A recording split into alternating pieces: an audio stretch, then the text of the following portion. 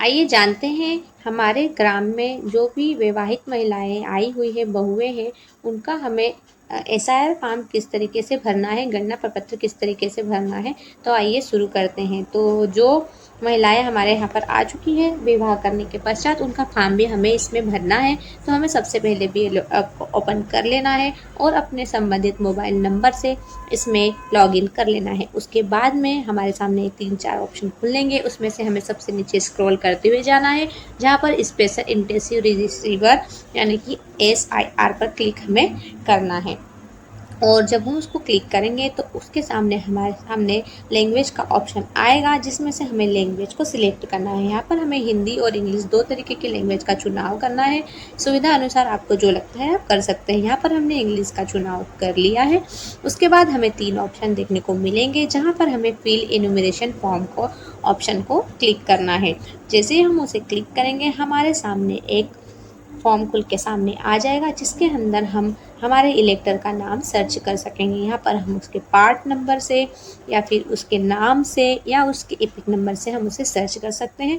और साथ ही साथ यहाँ पर हमें स्कैन करने के लिए QR कोड भी हमारे इन्यूमरेशन फॉर्म पर दिया गया है, उसे भी स्कैन कर हम उस फॉर्म को ओपन कर सकते हैं। तो यहाँ पर इजी रहेगा एपिक नंबर। तो यहाँ पर हम मतदाता का एपिक नंबर डालेंगे और उसके बाद में हमारे पास 2 ऑप्शन दिए हुए हैं, फील्ड फॉर्म और मार्क अनकलेक्टेबल। तो मार्क अनकलेक्टेबल का यूज़ हम आपको बाद में बताएंगे। उसका यूज़ हम जब हमारे पास हमने फॉर्म वितरित कर दिए हैं और जब वो हमें फॉर्म वापस नहीं मिला है, या किसी की डेथ हो चुकी है, या फिर किसी तरीके से वो व्यक्ति यहाँ पर नहीं है, या फिर संबंधित मतदाता शिफ्ट हो चुका है, उसमें हम स्थिति में इसे यूज़ करेंगे। लेकिन अभी हमें फिल फॉर्म वाले ऑप्शन को क्लिक करना है, क्योंकि हमें उनका फॉर्म यहाँ पर फिल करना है। और वैसे भी हमें अभी तक फॉर्म वापस मिल ही चुके होंगे वर्तमान में। तो यहाँ पर हम फिल फॉर्म वाले ऑप्शन पर क्लिक करेंगे और जैसे ही हम क्लिक करेंगे संबंधित मतदाता है उसकी सारी डिटेल्स हमारे सामने ओपन हो जाएगी। तो यहाँ पर हमें क्लिक करना है फिल फॉर्म वाले ऑप्शन पर। तो हमने यहाँ पर 89 जो भी हमारा है एपिक नंबर, वो हमने यहाँ पर डाल दिया है। और फिल फॉर्म को क्लिक करने के बाद उसका फॉर्म हमारे सामने खुलकर इस तरीके से आ जाएगा, जहाँ पर हमें देखने को मिलेगा हमारे जो भी मतदाता है उसका नाम, उसका epic number, part serial number, उसके रिलेटिव का नाम, उसके रिलेटिव का जो भी है फादर है या उसका पति है, जो भी है उसकी एज हमें यहाँ पर देखने मिलेगी। और क्योंकि वो हमारे 2003 में वो यहाँ पर हमारे साथ नहीं थी, तो हम उसको किस तरीके से सर्च कर सकते हैं। तो यहाँ पर हमारे पास 2 ऑप्शन दिए गए हैं, सिस्टम सजेस्टेड और सर्च। तो जो सर्च वाला ऑप्शन है उस पर हम क्लिक करेंगे और जैसे हम उस पर क्लिक करेंगे तो यहाँ पर हमें नीचे 3 ऑप्शन देखने को मिलेंगे। Is was collector in the year 2003, क्या वो 2003 में यहाँ पर थी। तो अगर वो नहीं तो हम आगे जाएंगे नेक्स्ट वाले ऑप्शन पर, इस प्रोजेनी ऑफ 2003 इलेक्टर। तो क्या उनका जो भी संबंधित मतदाता का रिलेटिव या कोई और है वो 2003 में था, उनके पिता वगैरह। तो हाँ, हमें उस ऑप्शन पर क्लिक करना है।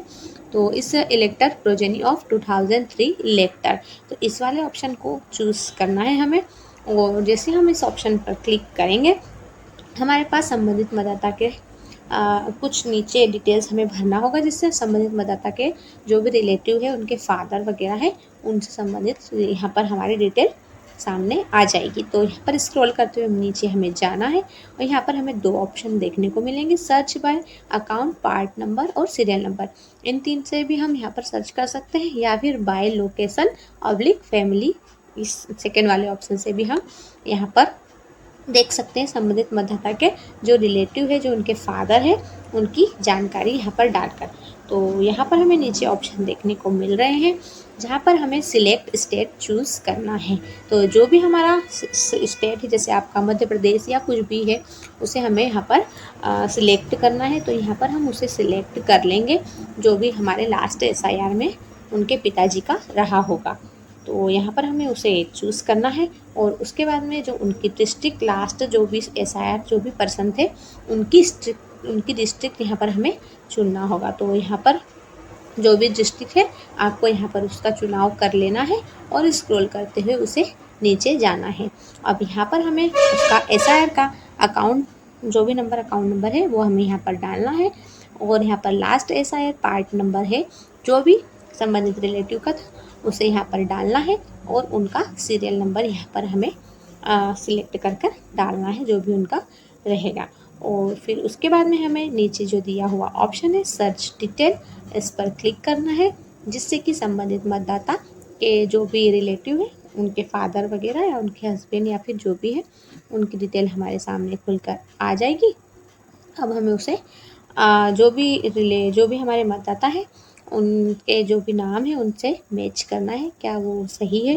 जो भी उनके पिता का नाम है, उनकी डिस्ट्रिक्ट है, उनका अकाउंट, उनका part number, serial number, section number, उनके रिलेटिव का टाइप, वो क्या जो टाइप दिया हुआ है वो सही है, यहाँ पर वो हमें चेक करना है। अगर वो सही है तो हमें इसे वेरीफाई और कंटिन्यू करते हुए आगे बढ़ना है। अब जब हम उसे वेरीफाई एंड कंटिन्यू करके आगे बढ़ेंगे, हमारे सामने वही वाला फॉर्म खुलकर सामने आ जाएगा जो कि हमने अपने मतदाताओं को वितरित किया है। और उस तरीके के फॉर्म में जो भी डिटेल्स दी हुई है, वो फॉर्म में जो डिटेल्स है वही हमें ऑनलाइन वाले फॉर्म में भरना है। तो हमने इस तरीके का फॉर्म सबको वितरित किया है। आपके पास भी इस तरीके का फॉर्म होगा, जिसके अंदर हमें डेट ऑफ बर्थ डालना है और हमारे डालना है, जो भी बहू है उसके डालना है, उसका आधार नंबर डालना है अगर ज़रूरी हो तो, अगर ना हो तो भी चलेगा।